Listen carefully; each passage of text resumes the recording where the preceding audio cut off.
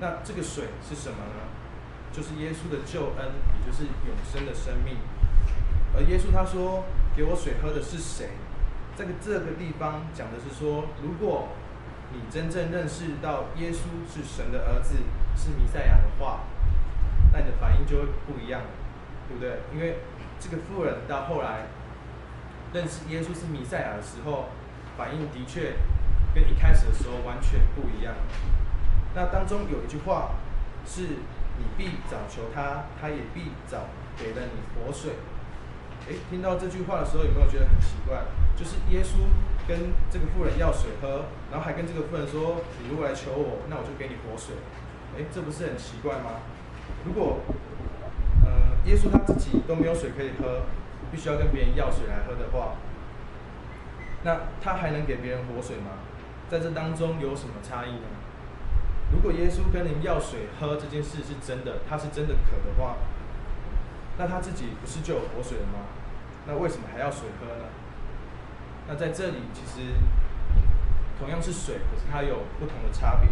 因为一个水它是真正要喝，是生理上我们所需要的东西；那另外一个水是活水，它是生命的活水。所以这是两种完全不一样的活水。那主耶稣要的是生理上所需要的水，但是他说：“如果你来求我，我就给你生命的活水。”这两个也是完全不一样的。这个时候，妇人就有疑问了啊，就说：“你从哪里得到活水呢？你又没有那个取水的器具，要从哪里得到活水呢？”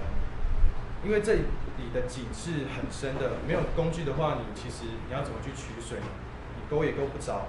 就算要你再马上去挖一个水井出来，实际上这也是一件很困难的事情，因为你也不知道哪里有水源头嘛。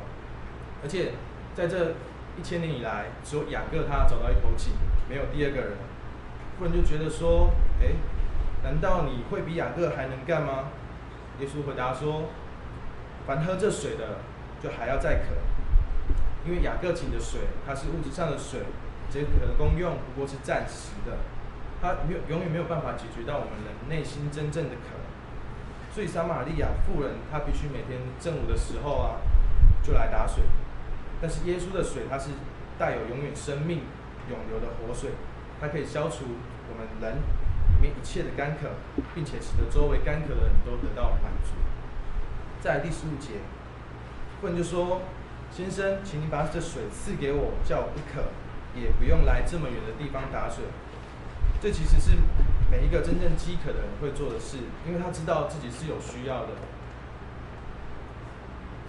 但只是像我们人常常爱着面子，他不敢去祈求或要求。可是妇人她看到了一丝希望，他就愿意抓住这一丝希望。就像当初，耶稣在十字架上钉死的时候，旁边的犯人问耶稣说他能不能上天国一样，抱持着至少试一试，最坏的结果其实顶多就只是又回到原点，他要自己去每天这样正午出来自己打水，自己供应自己。为什么妇人说请将这水赐给我的时候，耶稣没有直接答应她呢？而是要叫她丈夫来？因为耶稣就是指出她暗中隐匿的罪，她有6个男人嘛。用一个比较不礼貌的说法是，其实就相当于妓女的感觉。那耶稣怎么样将生命的活水给她呢？就是要她先将内心所有的罪去承认悔改在耶稣的面前，然后相信主，接受主，这样他的罪已倒空，生命的活水就成了他的供应。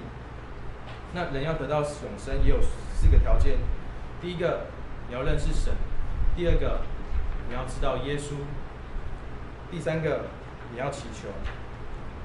第一个到第三个归在一起，它其实就是相信。你认识知道了这位神，你就会向他求。那你会向这个人求，一定是因为相信。那真正的相信当中，一定会有悔改。悔改就是先要承认我们自己的罪恶，因此第4个条件就是悔改。所以耶稣他要妇人叫她丈夫也到这里来，就是他把过去一切的罪恶向他交代，也将之交付在耶稣的手里。当然，耶稣揭露了妇人的事情，这下子可能让他变得无地自容。他道德上的败坏被眼前这个陌生的犹太人陌生的犹太人男性揭露了体完夫，那他惊讶的神情显然就盖过他尴尬的面色。一个揭露他多年来道德败坏生活的，必然有神的启示。所以他说：“先生，我看出你是先知。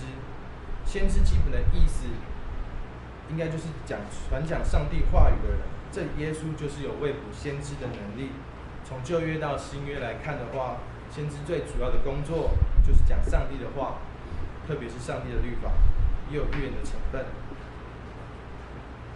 那最后物质的水，其实就好像我们人在世上所追寻的欲望，像是名利、地位、情欲、财富、享受这些，想要借着这些权利和行为来滋润我们干渴的心灵，其实是适得其反。就像刚刚讲到的致命吸引力，在世界上其实有很多会吸引我们的东西。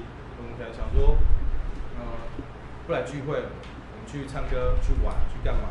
我们去做一些体贴自己肉体的行为。但是这其实反而是适得其反，只会使得我们心里越来越饥渴，得不到满足。因为这世界的水本来就不能叫人得到心灵的真正滋润，只有主耶稣那永生生命的活水才能。所以，当我们何时远离这生命的活水泉源，想要试图去被吸引走，要去追求主以外的金钱、地位、名利、娱乐等享受的时候，你就一定会觉得有空虚、越来越疲乏的感觉。所以我们不应该去追随世上属世的活水，去体贴自己的肉体，而是我们要去跟随主，去追寻那永生的活水。我分享到此，谢谢大家。